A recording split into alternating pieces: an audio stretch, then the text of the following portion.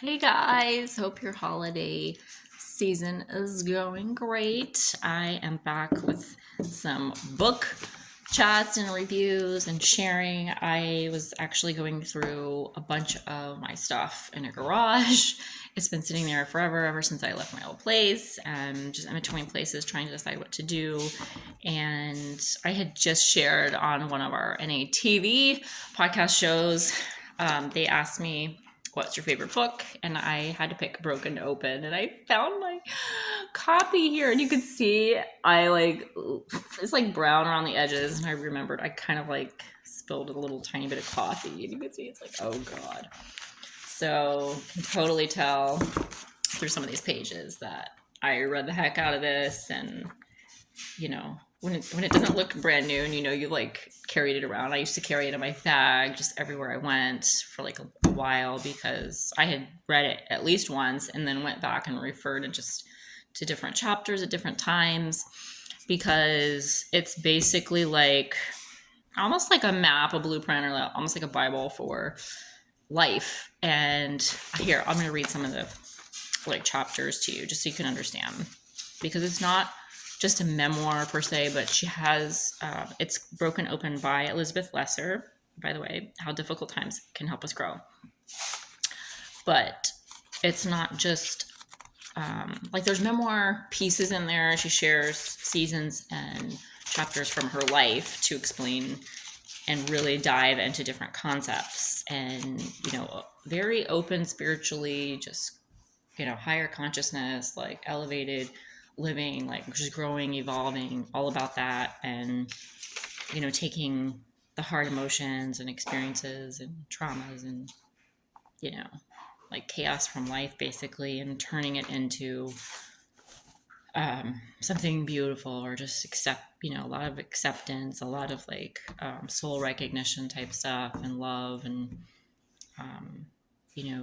allowing suffering to transcend us as individuals, and and just in our lives. And I know this was one of the seeds that was planted in me to get me to higher states later as well. So part one's called The Call of the Soul. One of the little parts in there is called The Rapture Being Alive, for example.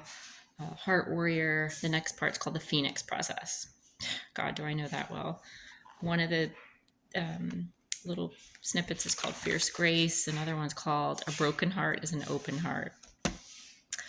Oh god, I don't want to cry. I don't feel like it today. I'm like having a pretty good day. Not that crying's bad. I've cried so much in my life. Part 3 is called The Shaman Lover. One of the parts is Leaving My Father's House, Initiation, The Crossroads, and Joy of Being Wrong. And then Children, Firstborn, Gift, Widening the Circle. The next one is part 5, Birth and Death. So this was one of the ones that was really meaningful to me too, just talking about the circle of life and birth and death and how everything's connected and how it works. And here's one of the pieces from that is called Good Grief, No Birth, No Death. A meditation for practicing dying, visitation dreams. And then the next part is called The River of Change. The Enjoying the Passage of Time. Here's a few other ones. Peaceful Abiding, The Truth, Spirit House. And the prelude, I'll read that to you guys. And the time came when the risk to remain tight in a bud was more painful than the risk it took to blossom. Anais Nin. That's one of my favorite quotes ever. I think I learned that quote from my book of poems by Jewel, actually, which is one of the musical artists I've always loved. And I've kept that book of poems. I'll have to share that one too in another video. I think I've had it since I was 12, which was when some of her debut music was really coming out on the radio and super popular. But anywho, all of that just to say, I really recommend this book to anyone open, consciously, spiritually, personally, anything like that, just going through a hard time. I feel like women might be able to read it a little bit better. It is written by a woman, Elizabeth Lesser, but it's really for anyone. And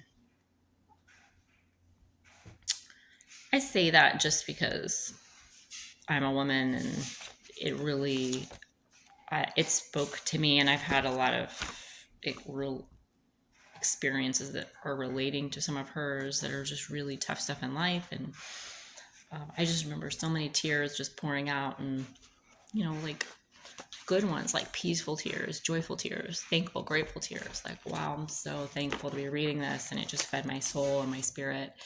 And so I have to shout out to Elizabeth Lesser to thank her for this amazing book, and it's been my favorite ever since I read it. So check it out.